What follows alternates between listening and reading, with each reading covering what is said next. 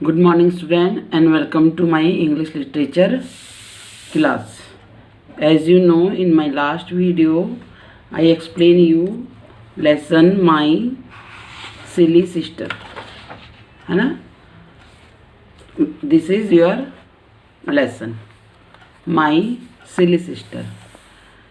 I told you in that video कि I will tell you the summary of this story. Summary means जब हम किसी story को छोटा करके बताते हैं, शॉर्टकट में उसे अपने ओन वर्ड्स में उसे एक्सप्लेन करते हैं, दैट इज़ समरी. उसे हम समरी कहते हैं. ठीक है. The summary of this lesson is in this lesson. First and all, this story is written by Rabindranath Tagore for small children. छोटे बच्चों के लिए लिखी थी उन्होंने ये स्टोरी. तो ये स्टोरी आपके लिए है. In this story there is a boy and a baby girl. A boy and a baby girl, and this girl is the sister of this boy and she is the mother of both children. इन दोनों बच्चों की mummy हैं ये. ठीक है. ये भाई हैं और ये बहन है. तो भाई जो है वो बड़ा है, he is Elder brother and she is younger sister. In this story, the boy, who is the brother of this girl, baby girl, so he is complaining to his mother that he is saying कि mother, your baby is very silly. Silly means childish and childish means मतलब वो बच्चा जिसे अकल नहीं होती है ना. छोटे बच्चे होते हैं ना, उन्हें समझ नहीं होती, अकल नहीं होती, तो वैसा है ये. वो उसे बता रहा है अपनी मम्मी को कि mother, she is very silly and she don't know the difference of the light in the streets and bright stars. वो अपनी मम्मी को बहुत सारी शिकायतें कर रहा है. उनमें से एक शिकायत उसकी ये भी है कि जो ये छोटी बेबी है, छोटी बहन है मेरी, आपकी छोटी बेटी है, इसको पता ही नहीं कि जो रोड साइड में जो वो लगी होती है ना लाइट्स, बल्ब लगे होते हैं, वो और जो तारे होते हैं, चमकदार तारे, उनमें फ़र्क क्या है, उनका फ़र्क इसको पता ही नहीं है. ठीक है. तो ये बुद्धू है. And when we play with pebbles with stones and we make the food with stones, food को स्टोन बना के, स्टोन को फूड बना के खेलते हैं ना बच्चे, तो सेम वैसे ही ये बच्चे भी खेलते हैं. तो कहते जब हम खेलते हैं तो my sister try to eat it, वो इसको खाने की सोचती है, because she thinks it is a real food. हाँ. And he is saying to his mother कि शी डोंट नो कि it is a very important book. ये एक बहुत इम्पॉर्टेंट बुक है, वो उसे पता ही नहीं है बहन को. And she tier the pages of books and roar with Joy, और खूब ज़ोर ज़ोर से वो हंसती है पेज को फाड़ के, जबकि उसे पता नहीं है तो बहुत इंपॉर्टेंट बुक है, ABCD की बुक है, फाड़नी नहीं है, इसे तो पढ़ना है, but she don't know. And she is not interested to read the book. वो इंटरेस्टेड नहीं है बुक पढ़ने में, बल्कि उसको वो फाड़ने में इंटरेस्टेड है, वो फाड़ देती है. एंड ही सेइंग कि मैं जब भी उससे गुस्सा होता हूँ, and I shake my head with anger और scold her and I call her naughty, मैं उसे बुलाता हूँ, शैतान करके उसको डांटता हूँ और गुस्सा हो जाता हूँ, तो वो समझ ही नहीं पाती कि मैं गुस्सा हूँ. उसे पता ही नहीं चलता मैं गुस्सा हूँ, भैया गुस्सा हो गए. एंड वो क्या करती है, शी स्टार्ट लाफिंग. मैं गुस्सा आ रहा हूँ but she start laughing. Everybody knows and one more complain his brother is कि एवरीबडी इज नो कि my father, our father is not here, he is out of our house, मतलब हमारे घर से वो बाहर है, कहीं जॉब करने गए हैं. But when ever I call father, ऐसे ही बोलता है वो झूठ मूठ में, फादर, तो उसकी बहन क्या करती है, she start looking here and there, and she start to find out here he is और हर फादर। वो इधर उधर ढूंढना शुरू करती कि हमारे पापा कहाँ हैं। उसे पता ही नहीं चलता कि वो झूठ मूठ में बोल रहे हैं भैया। तो इतनी इनोसेंट है वो। क्या है बेबी, क्या है, इनोसेंट है, इतनी छोटी है, उसे पता ही नहीं है सच क्या है झूठ क्या है, what is truth and what is right, what is wrong, she don't no.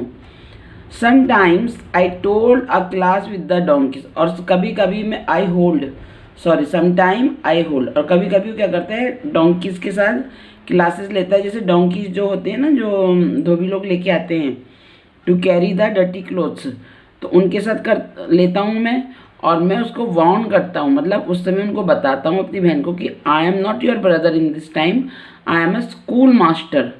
तब वो जाकर चुपचाप बैठती है। स्कूल मास्टर, उसे पता लग जाता है हाँ ये गुरुजी, ये सर है, ये उसको नॉलेज है। इतनी उसको नॉलेज है कि टीचर के सामने शोर नहीं करते हैं। तब वो चुपचाप बैठती है और मैं उसको बोलता हूँ कि मुझे क्या बोले, दादा बोले। दादा मीन्स एल्डर ब्रदर, जो बड़ा भाई होता है ना, बंगाली में उसे दादा कहते हैं, बड़े भाई को। अंडरस्टैंड। और फिर वो कह रहे कि मम्मी जो आपकी जो बेबी है वो चांद को पकड़ना चाहती है, और चांद कितनी दूर है हमसे। The moon is very far away from us ना, from the earth. Moon is a natural satellite of the earth. Science में आपने पढ़ा होगा, moon is the natural satellite of the earth. तो ये उसको पकड़ना चाहती है ना, ये मज़े की बात। Because she is very small, बहुत छोटी है, इसलिए वो ऐसा करती है। Mother your baby silly, she is so very childish. तो अब मैंने आपको ये स्टोरी हिंदी में भी बता दी आज। तो according to the story in your exam, आपके ट्रू फॉल्स भी इसी के अकॉर्डिंग आते हैं, फिल इन द ब्लैंक्स भी। तो इसलिए आपको बोलते हैं कि story listen very carefully and watch the video very carefully. अगर आज भी आपने if you watch the this video carefully, तो you can give the answer of true and false, fill in the blanks and short answers also. Okay, now your work. Now my dear student, today I gave you the rest of the work of this lesson. Understand? Your work is reference to context. Now, after that work which I gave you before, जो मैंने आपको पहले काम दिया था ना, यहाँ तक fill in the blanks तक, है ना, उसके बाद after this work you have to do this work. Okay? Note down this work also. This is your question. Read the following line.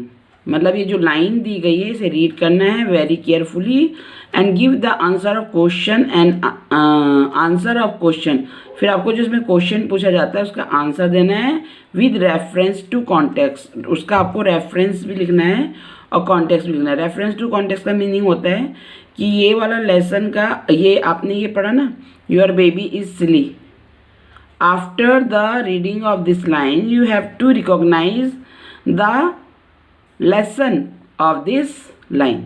मतलब इस ये जो लाइन है ये कौन से लेसन की है and who is the writer of this lesson, and you have to know the name of writer. Okay, तो अब हमको जो रेफरेंस टू कॉन्टेक्स्ट बोला है, जब क्वेश्चन में होता है, अगर आपका क्वेश्चन सिर्फ इतना है read the following line very carefully and give the answer of following questions, तब तो आपको नॉर्मली आंसर देना है, क्वेश्चन पढ़ना है, according to the line you have to give the answer.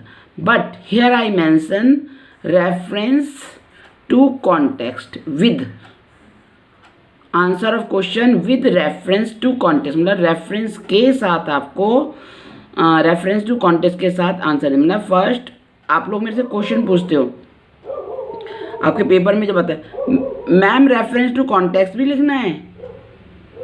अगर क्वेश्चन में है give the answer with reference to context तो यू हैव टू राइट, अगर नहीं है तो no need.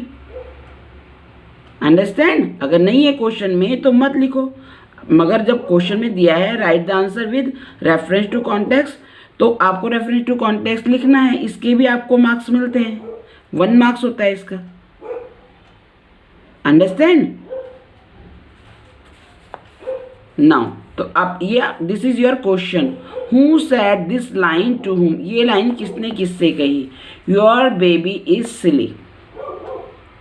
But before writing the answer of this question, who said this line to whom, you have to write the reference to context। अब आपने ये line देख ली, अब आपको पता लग गया, जो पढ़ने वाले बच्चे होते हैं, जो लेसन रीड करते हैं, उनको हर लेसन का पता होता है कि कौन से लेसन की लाइन है। तो जैसे अब आपको पता लग गया कि माई सिली सिस्टर का है, तो you have to write this line has been taken from lesson my silly sister and the name of this lesson you have to write like this only. ये आपको इन्वर्टेड कॉमास जो हैं, ये आप इसके अंदर आपको लेसन का नेम लिखना है।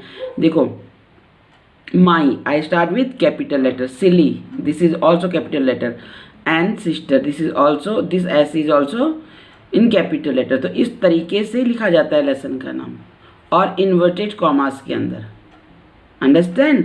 This line has been taken from lesson my silly sister written by Rabindranath Tagore। This is the name of the writer। तो इसको भी आपको कैपिटल लेटर से ही स्टार्ट करना है, बस इतना होता है रेफरेंस टू कॉन्टेक्स्ट में। After that you have to write the answer of this question, who said this line to who said, the boy said this line to his mother. Boy ने अपनी mummy से कहा था, है ना? तो बस हो गया ये, अब इसमें आपको फुल मार्क्स मिलेंगे। Now, give the answer of following question, and these are the question answer from your book। Give the answer of following question, मतलब इन questions के आंसर आपको लिखने हैं। What does the baby do with the pebbles? Pebbles के साथ क्या करती थी baby? The baby tries to put the pebbles into her mouth। Okay, full stop। What does the baby do with the book? Question mark। Baby क्या करती थी book से? The baby tears the pages of the books with her hands. Full stop. Why does the baby laugh? Baby क्यों हंसती थी? The baby laughs van her brother shake his head at her in anger. है ना, जब वो गुस्से में अपना सिर हिलाता था, उसे डांटता था, तो दैट टाइम बेबी लाफ। बस ये इसका आंसर है। Why does the washerman bring, why does the washerman bring donkeys? The washerman brings donkeys to carry away the dirty clothes। dirty clothes ले जाने के लिए लाता था वो डोंकी को। now think and write this type of question, think and write। इसमें आपको अपने मन से बनाकर लिखना होता है, but I written the answer। what is the funniest thing the baby does? वो कौन कौन से funniest thing थे जो बेबी करती थी? तो फनीस्ट थिंग तो वही हो सकते हैं ना जिसमें हंसी आए। तो van her brother shake his head at her in anger, जब उसका भाई उस पर गुस्से से क्या कर रहा है, अपने सिर को हिलाकर गुस्सा कर रहा है और उसे डांट रहा है, उसको नॉटी बोल रहा है। द बेबी सिंपली लाफ, और बेबी क्या कर रही है, हंस रही है। And find its very funny, और वो बड़ा फनी सोच रही है इस चीज़ को। This is the funniest thing the baby does. ये सबसे फनीएस्ट थिंग थी इसमें जो बेबी ने किया इस लेसन में, क्योंकि जब कोई आपको डांटेगा तो आप हंसोगे? नो ना, आप नहीं हंसोगे, आपको भी गुस्सा आएगा, रोना आएगा, पर नहीं, क्योंकि बेबी तो बहुत इनोसेंट है, इसलिए वो क्या कर रही है, हंस रही है बेचारी बेबी, उसे पता ही नहीं मुझे डांटा जा रहा है। ठीक है, अच्छा, do you think the baby sister is really silly? Why? Baby sister क्या सिली थी? नहीं थी वो silly. The baby is not silly in reality, सचमुच में वो सिली नहीं थी, बुद्धू नहीं थी। क्यों नहीं थी? क्योंकि वो तो छोटी थी ना, तो छोटे बच्चे तो इनोसेंट होते हैं ना, उन्हें थोड़ा ना पता होता है कुछ।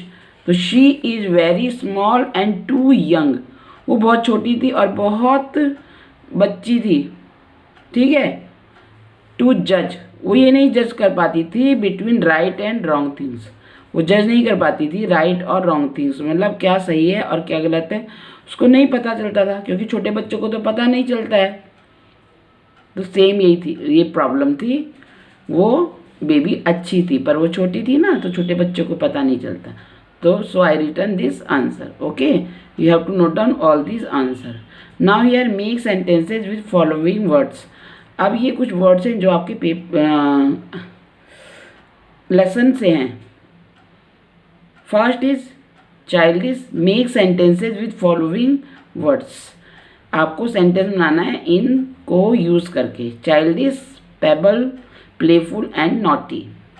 Childish, my younger sister is very childish. Pebble, the children are playing with pebbles, खेलते हैं ना बच्चे पेबल से। Playful, my pet is very playful, हमारे जो पैट होते हैं ना, चाहे वो बिल्ली हो या फिर कुत्ता, वो हमारे साथ खेलते हैं ना खूब, हाँ तो प्लेफुल रहते थे, इसलिए मैंने यहाँ पे पैट लिख दिया, डॉग या कैट नहीं लिखा है, ठीक है। My pet is very playful.